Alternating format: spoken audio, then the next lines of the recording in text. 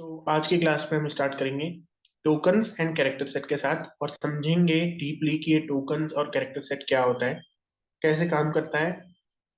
Okay, तो बिना और कोई देरी किए लेट्स स्टार्ट विद दिस। अपनी स्क्रीन शेयर कर रहा हूँ मैं।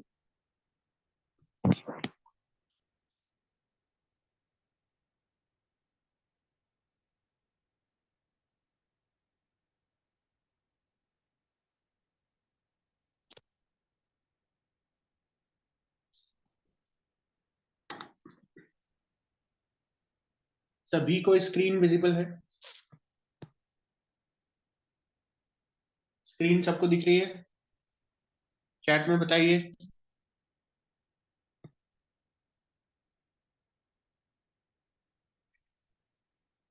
M I audible? स्क्रीन सबको दिख रही है? मैसेज कीजिए।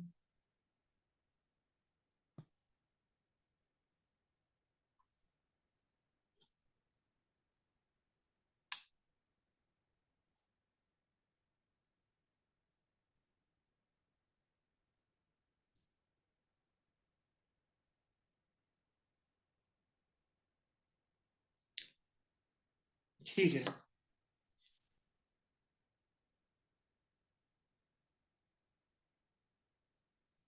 सो सी के कैरेक्टर सेट एंड टोकन्स को आज समझेंगे कैसे काम करता है। देखिए, ये सारी बातें आपने पहले भी सुन रखी हैं, बट मैं आज आपको ये बता रहा हूँ, इसका एक डीप साइड बताएंगे कि कैसे ये, मतलब कैरेक्टर सेट का मतलब क्या है, टोकन का मतलब क्या है, एग्जैक्टली ये चीज है क्या। ठीक है, तो शुरू करते हैं। सबसे पहले, what does character set mean?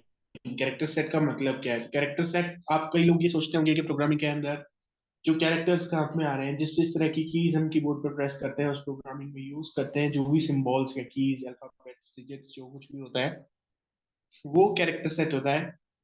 Exactly character set का मतलब ये होता है कि किसी भी प्रोग्रामिंग लैंग्वेज के बिल्डिंग ब्लॉक्स जो होते हैं, अब जरूरी नहीं है कि जो आप कैरेक्टर बना रहे हो वो एक कैरेक्टर सिंगल डिजिट या सिंगल अल्फाबेट का ही हो।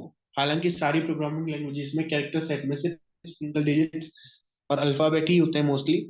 बट कैरेक्टर का मतलब यहाँ पर ये है कि जो स्मॉलेस्ट बिल्डिंग ब्लॉक्स यहाँ पे होते हैं आपके किसी भी प्रोग्रामिंग लैंग्वेज में, उसे हम कैरेक्टर कहते हैं। और कैरेक्टर सेट का मतलब उन बिल्डिंग ब्लॉक्स का एक कलेक्शन।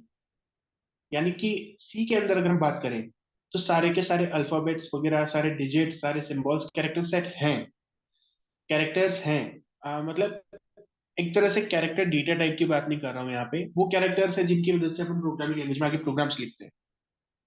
तो ये जो कैरेक्टर्स हैं, इनको फिक्स कर दिया सी में एज अ बिल्डिंग ब्लॉक। इन्हीं से पूरा प्रोग्राम आगे चल के डेवलप होता है। ओके, नेक्स्ट देख लेते हैं द सी कैरेक्टर सेट। सी के कैरेक्टर सेट के अंदर अल्फाबेट्स ए टू जेड सारे आ जाते हैं, और इस लोअर केस में भी आ जाते हैं ए टू जेड। डिजिट्स आ जाते हैं 0 to 9, और सिंबल्स आ जाते हैं। सिंबल्स कौन कौन से आते हैं ये यूज करते करते धीरे धीरे आपको आइडिया लग जाएगा, बहुत सारे सिंबल्स होते हैं। और इन्हीं से पूरा सी का कैरेक्टर से बनना है। अब ये 2 नंबर का आपका क्वेश्चन हो गया, जो आप एग्जाम में लिख सकते हो कि हाँ, what is the character set used in C. You can write this, that the C character set is as follows, करके ये लिख देना और आपको 2 नंबर मिल जाएंगे। ठीक है, बहुत सिंपल सी बात है, इससे ज्यादा वो मुश्किल नहीं है। एक क्विक एक्सरसाइज आपके लिए लेके आया हूँ, जिससे आपकी कैरेक्टर सेट की अंडरस्टैंडिंग कितनी है ये बात आपको और मुझे दोनों को पता चल जाएगी। इस क्वेश्चन को आंसर कीजिए चैट के अंदर कि इन 4 ऑप्शंस में से which one of the following is not an entity of the C character set? सी के कैरेक्टर सेट का पार्ट इनमें से कौन नहीं है? आपको क्या लगता है? चैट में लिख के भेजिए मेरे को। सभी लोग आंसर कीजिए फटाफट। इनमें से कौन सा सी का कैरेक्टर सेट नहीं है, मतलब सी के कैरेक्टर सेट में नहीं आता है?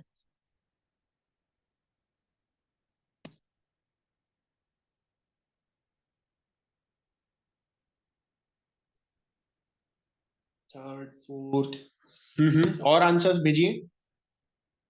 सभी लोग आंसर करेंगे। आपका आंसर सिर्फ मुझे दिख रहा है, डरने की क्या बात है।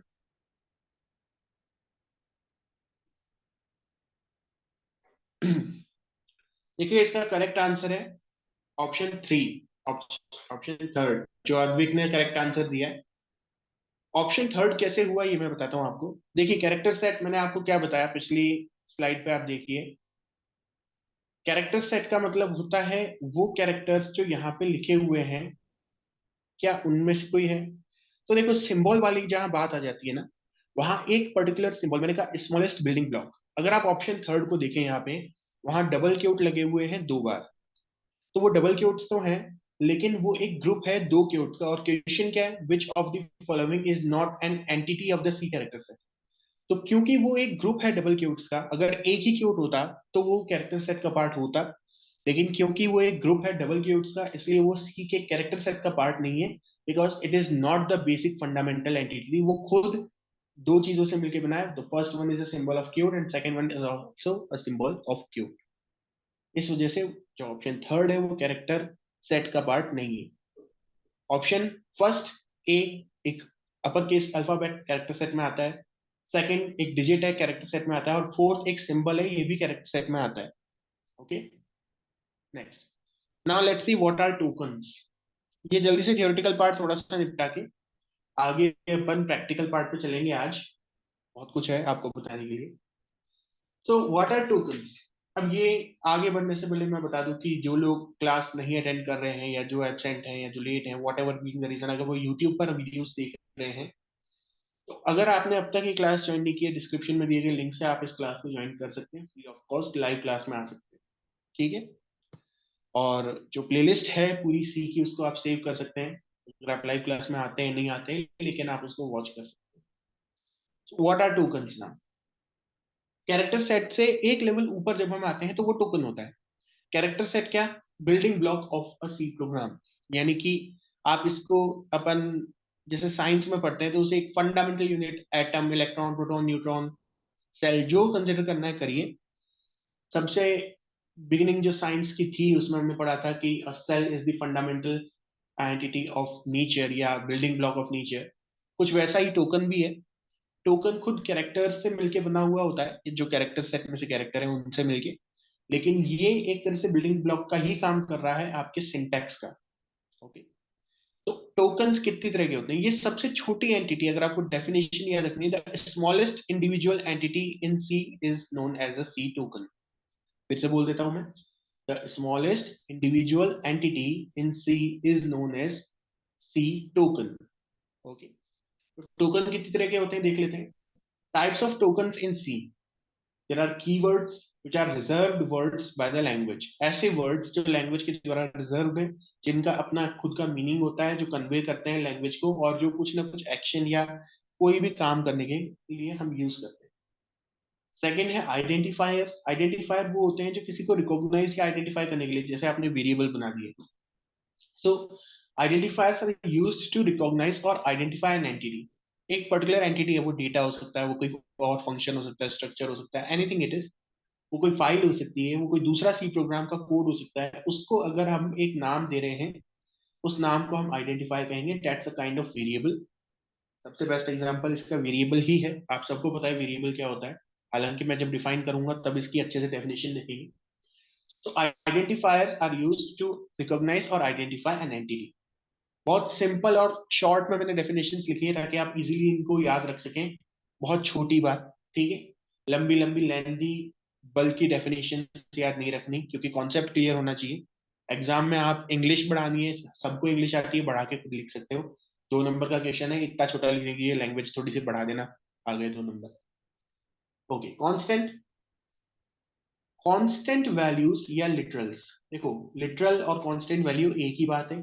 5 हो गया, 6 हो गया, 6.6, 78.6, ये सब क्या है, ये कांस्टेंट्स ही है, इनको आप चेंज नहीं कर सकते। 78 इक्वल 78, अब 78 को 79 तो बना नहीं सकते, 78 तो 78 ही रहेगा। तो ये कांस्टेंट वैल्यू है जिसको आप चेंज नहीं कर सकते। Next, operator.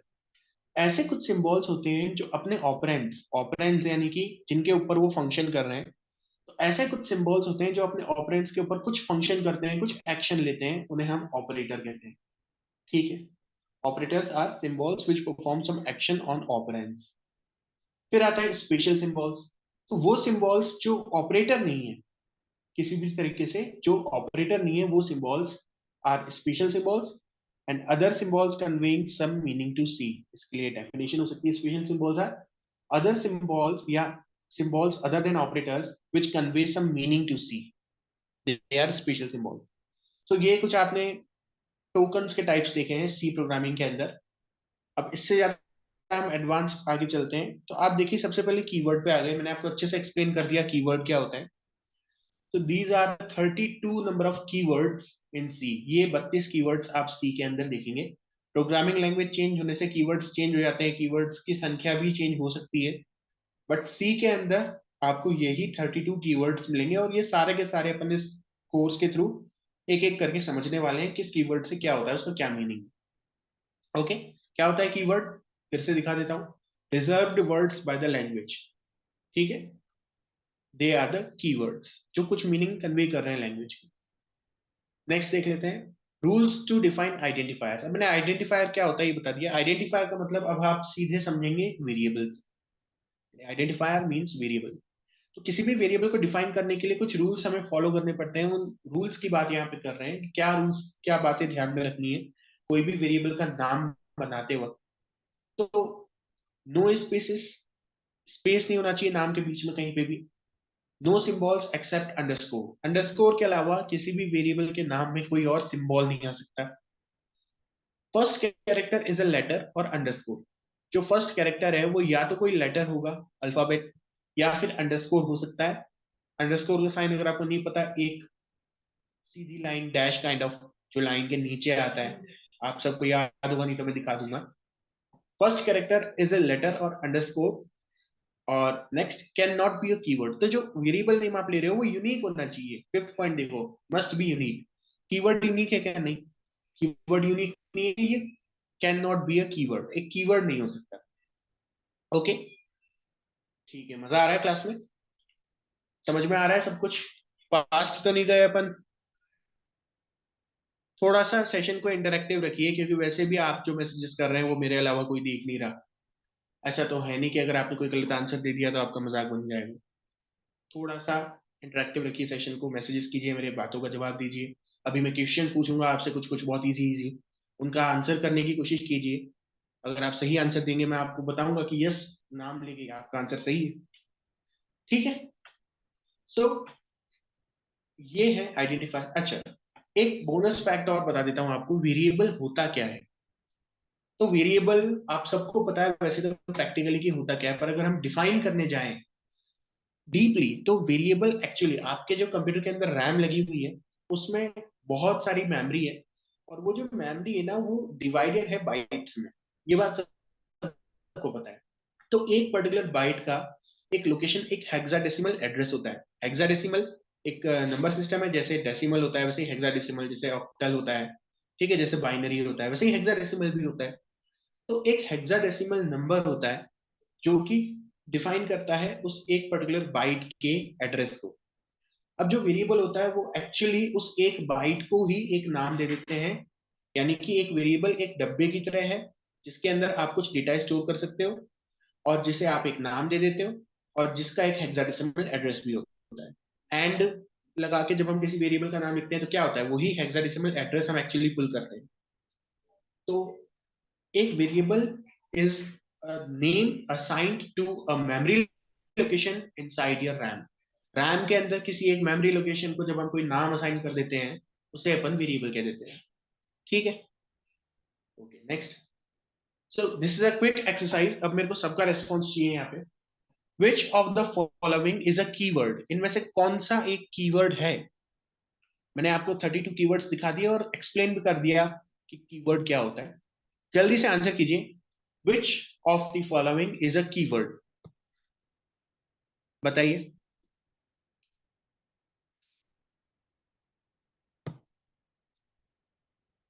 आंसर कीजिए जल्दी से, which of the following is a keyword.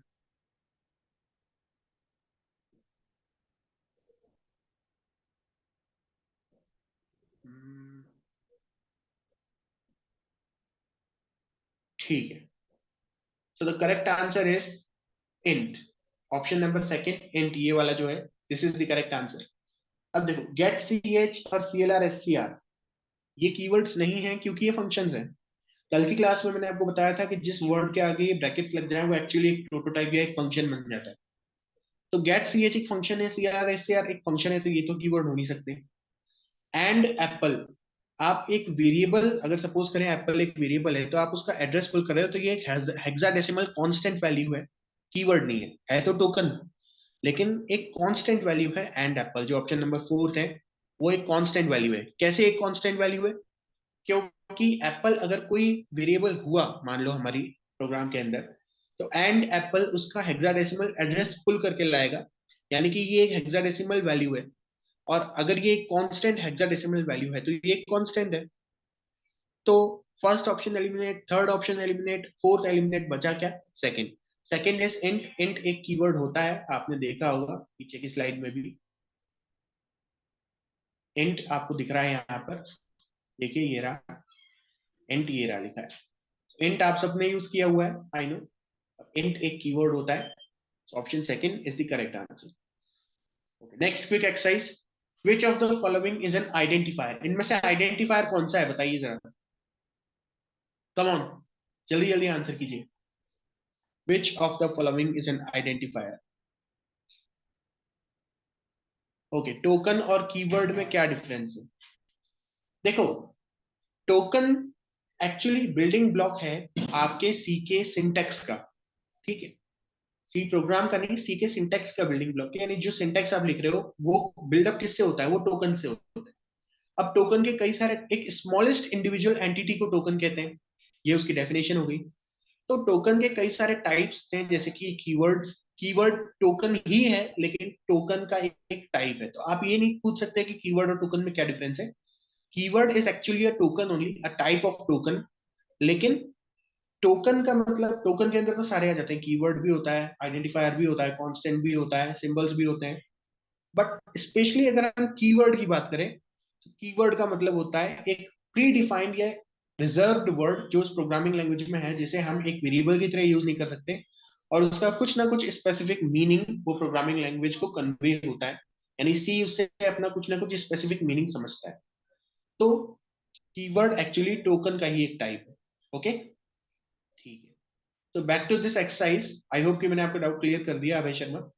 Back to this exercise, आप बताइए इसका क्या करेक्ट आंसर होना चाहिए? Which of the following is an identifier? बताइए, अभी तक सबने आंसर नहीं किया है।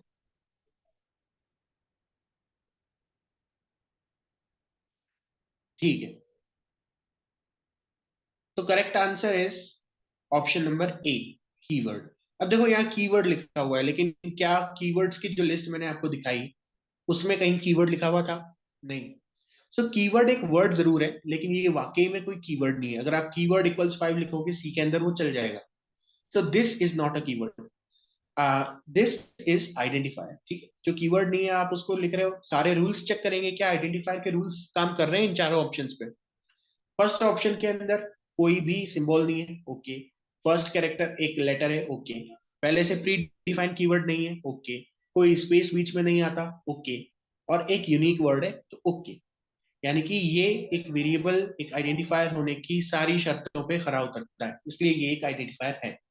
ऑप्शन सेकंड, सिर्फ डिजिट्स है 295, ये आइडेंटिफायर हो नहीं सकता, क्योंकि सीधे सीधे बोल रखा है कि केवल लेटर्स, जो फर्स्ट कैरेक्टर है वो या तो कोई लेटर हो सकता है या अंडरस्कोर। इसमें फर्स्ट कैरेक्टर क्या है? 2, वो एक डिजिट है। सो ये रूल को ब्रेक कर रहा है। एसकेआईटी जयपुर एक आइडेंटिफायर नहीं हो सकता क्योंकि इसमें स्पेस आ रहा है। एसकेआईटी के बाद में इसमें स्पेस कैरेक्टर है, और मैंने रूल्स में बताया था कि एक आइडेंटिफायर के अंदर स्पेस नहीं हो सकता। एप्पल स्पाई, इसके अंदर एक सिंबल आ रहा है जो कि डैश है, डैश इज अ सिंबल, और सिंबल नहीं हो सकता एक आइडेंटिफायर के अंदर, इसलिए ये भी एक आइडेंटिफायर नहीं है। So the identifier and the correct answer is keyword. ठीक है, okay. Which of the following is a token? इनमें से टोकन कौन सा है? जल्दी बताइए, which of the following is a token?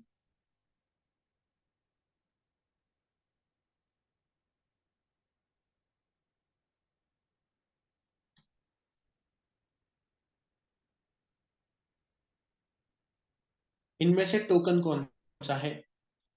Correct answer is option D. देखिए क्यों। Option D is the correct answer. Get C H एक फंक्शन है। जो ये फंक्शन है इसकी कहीं ना कहीं डेफिनेशन होगी। और अगर इतने सारे टोकन से मिलके बिल्डअप हुआ एक फंक्शन है, एक फंक्शन, तो वो कैसे टोकन हो सकता है? वो खुद टोकन नहीं है, वो टोकन से मिलके बना हुआ है। Integer, integer is a word. इसे आप आइडेंटिफायर नहीं कह सकते, इसे आप टोकन नहीं कह सकते। क्यों? क्योंकि अगर आप इंटीजर लिख रहे हो तो उसका एक डिफरेंट मीनिंग सी को कन्वे हो रहा है।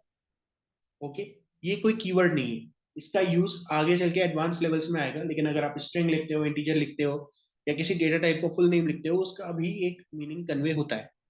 इसलिए इंटीजर भी एक टोकन नहीं है। अब देखो, CLR SCR is a function, again इसलिए वो टोकन नहीं। लेकिन अगर आप यहाँ पे लिखो, देखो ऑप्शन नंबर डी, तो ये कैरेक्टर है। कैरेक्टर है ना? तो कैरेक्टर तो टोकन होता है, क्योंकि it is a constant, literal है। कांस्टेंट वैल्यू है कि नहीं? तो ये कांस्टेंट वैल्यू है, इसलिए ये एक टोकन है। अंडरस्टैंड? ठीक है, थैंक यू। ये स्लाइड खत्म होती है। अब टाइम आता है कि हम कुछ प्रैक्टिकली करके देखें। एक प्रोग्राम बना लेते हैं, अभी टाइम है इतना। ओके, किसी को यहां तक कोई डाउट है? कोई भी डाउट किसी को यहां तक बोल दो अभी। किसी को कोई डाउट? कुछ पूछना है? All clear? ठीक है, तो अब स्टार्ट करते हैं एक प्रोग्राम बनाने से। देखिए, पिछली क्लास में मैंने टर्बो C7 यूज करके आपको दिखाया था। बिकॉज जब हम टर्बो C7 यूज कर रहे हैं कॉलेज में, तो मुझे एक बार तो उसे लाना ही था अपनी क्लासेस में। बट मैं आपको बता दूं, वो बहुत बहुत ज्यादा आउटडेटेड है। बहुत ज्यादा ही आउटडेटेड है। उसके अंदर कई तरह के बग्स हैं। वो अटक जाता है, फ्रीज हो जाता है, और ऐसी बहुत सारी दिक्कतें आती हैं। जब आप प्रोग्राम करोगे तब आपको इस बात का अच्छे से पता चलेगा। टर्बो C7 के अंदर दिक्कतें आती हैं। इसलिए मैं तो VS कोड यूज कर रहा हूँ। और VS कोड में मैंने सी वगैरह सब सेटअप कर लिया है। आप भी VS कोड यूज कर सकते हो अगर आपको करना है तो, वरना आप टर्बो C7 से भी चल सकते हो, क्योंकि प्रोग्रामिंग में कोई फर्क नहीं पड़ेगा। VS कोड एक IDE है, इंडिपेंडेंट डेवलपमेंट एनवायरनमेंट, कंपाइलर नहीं है। मैंने आपको बताया था कंपाइलर और IDE का डिफरेंस क्या होता है कल। सो हम VS कोड यूज कर रहे हैं, which is an IDE, not a compiler. और अब यहाँ पे अगर आप कोड लिखते हो, कैसे आपको इसे सेटअप करना है, सबसे पहले तो मैं आपसे पूछूंगा, एक पोल डाल के व्हाट्सएप ग्रुप पे, कि आप सीखना चाहते हो, सेटअप करना चाहते हो VS कोड, या फिर आप टर्बो C7 के साथ खुश हो, टर्बो C++ के साथ खुश हो। तो अगर मेरे को आपने कहा, आपको एक तरफ से ये रिस्पॉन्स आया कि हाँ आपको इंस्टॉल करना है, तो मैं आपको बता दूंगा नेक्स्ट क्लास में कि कैसे इंस्टॉल करना है, कैसे सेटअप करना है, ऑल दैट। फिलहाल मैंने इंस्टॉल करके रखा है। एक प्रोग्राम बना लेते हैं बचे हुए टाइम में। हैश, देखो सबसे पहले ऑब्जेक्टिव लिखते हैं। प्रोग्राम का ऑब्जेक्टिव क्या है? Write a program to print values from three identifiers. ठीक है, बहुत सिंपल सा प्रोग्राम है। तीन आइडेंटिफायर्स के वैल्यूज अपन को प्रिंट करनी है। Hash include stdio.h। अब हमें यहाँ कोनियो की जरूरत नहीं है। क्यों नहीं है? क्योंकि मैंने आपको कल बताया था, conio is console input output. लेकिन VS कोड में काम करते वक्त हम कंसोल को यूज ही नहीं कर रहे। हम VS कोड के टर्मिनल को यूज करेंगे, जो कि इसका इनबिल्ट सॉफ्टवेयर का इनबिल्ट एक फीचर है। हम कंसोल यूज नहीं कर रहे टर्बो C7 का या कोई सा भी, इसलिए हमको कंसोल की जरूरत ही नहीं। इसलिए मैं कोनियो डॉट एच इंक्लूड नहीं करने वाला हूँ। हम सीधे वॉइड मेन से स्टार्ट करेंगे।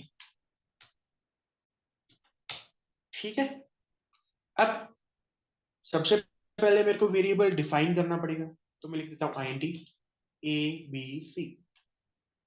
बहुत सिंपल सिंटैक्स वेरिएबल डिफाइन करने का। ठीक है, ये सिंटैक्स है। This is the syntax to define a variable. और INT A B C तीन वेरिएबल डिफाइन कर दिए। इन तीनों को इनिशियलाइज भी यहीं के यहीं भी कर सकते हैं हम। जैसे कि मैं इसको 5 कर दूं, इस वाले को 6 कर दूं, इस वाले को 17 कर दूं। हो गया। तीनों को अपन ने वैल्यूज भी दे दी। फिर मैं लिख सकता हूँ प्रिंट एफ।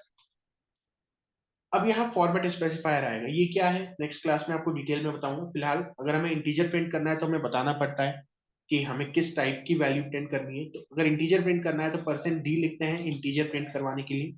तो हमें 3 इंटीजर प्रिंट करने हैं, इसलिए हम 3 बार %d लिख रहे हैं और बीच में कॉमा लगा के स्पेस लगा देंगे ताकि आउटपुट थोड़ा सा क्लीनर क्लियर दिखे। फिर इस स्ट्रिंग के बाद कॉमा लगा के a, b, c कुछ इस तरीके से लिख के सेमीकोलन लगा दें। ओके, किसी को कोई दिक्कत इसमें, कुछ ऐसा जो समझ में ना आ रहा हो? यहाँ हमने ये प्रिंटफ के अंदर जो %d लिखे हैं तीनों, ये स्ट्रिंग के अंदर है। ये पहला आर्ग्यूमेंट है। आपको नहीं पता आर्ग्यूमेंट क्या होता है, पैरामीटर क्या होता है, फंक्शन फंक्शन कॉल क्या होता है, कोई दिक्कत नहीं है। अभी लाइटली लो इसको, बस यहाँ पे अपन ने एक स्ट्रिंग यानी क्यूट्स के अंदर लिखे हैं %d, और यहाँ अपन ने वेरिएबल्स ओपनली लिखे हैं, कोई क्यूट्स के अंदर नहीं। ठीक है, इसको हम रन कर सकते हैं सेव करके। मैं यहाँ क्लिक करके रन कोड पे क्लिक करूंगा।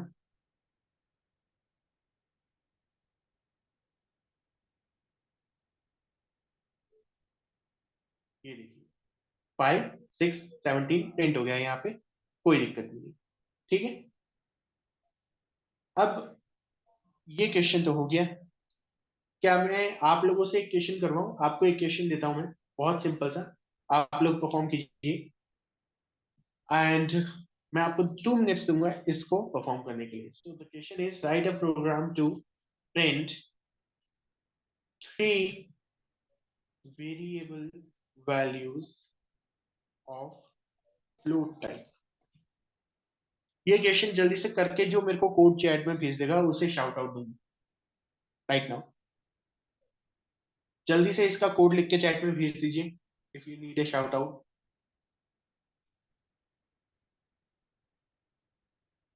और जो कोड अभी आपको दिख रहा है इसका स्क्रीनशॉट खींच के आप अपने पास रख सकते हो, ताकि ये आपके पास सेफ रहे किसी एक फोल्डर में ऑर्गेनाइज करके। जल्दी से इसका कोड लिख के भेजिए, आपका टाइम स्टार्ट हो चुका है ऑलरेडी।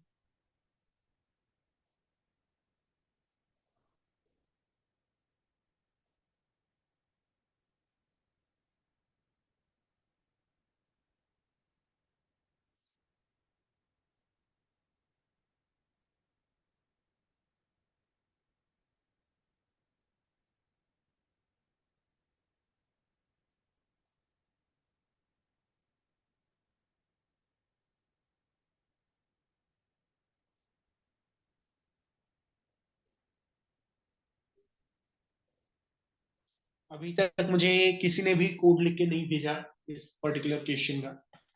इतना कठिन तो नहीं है ये क्वेश्चन, क्या बात हुई?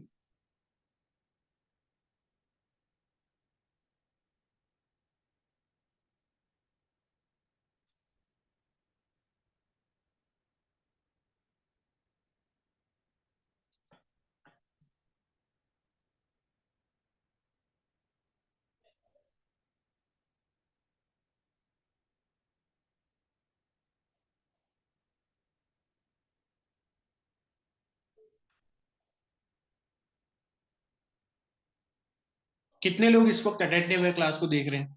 जरा चैट में हाई लिख के भेजिए सब लोग। जो भी क्लास को अभी देख रहा है पता चल जाएगा कितने लोग अटेंटिव है। बिकॉज अगर आप अटेंटिव नहीं रहेंगे तो मेरा कुछ लॉस नहीं है, यहाँ लॉस आपका है। आपको एक चांस मिला है दोबारा सारे कॉन्सेप्ट रिवाइज करने का, जो आप नहीं कर पाए या छोड़ दिए या समझ नहीं आया, whatever is the reason. कितने लोग अटेंटिव है यहाँ पर? कितने लोग देख रहे हैं मीटिंग को? सब लोग हाई लिख कर भेजिए।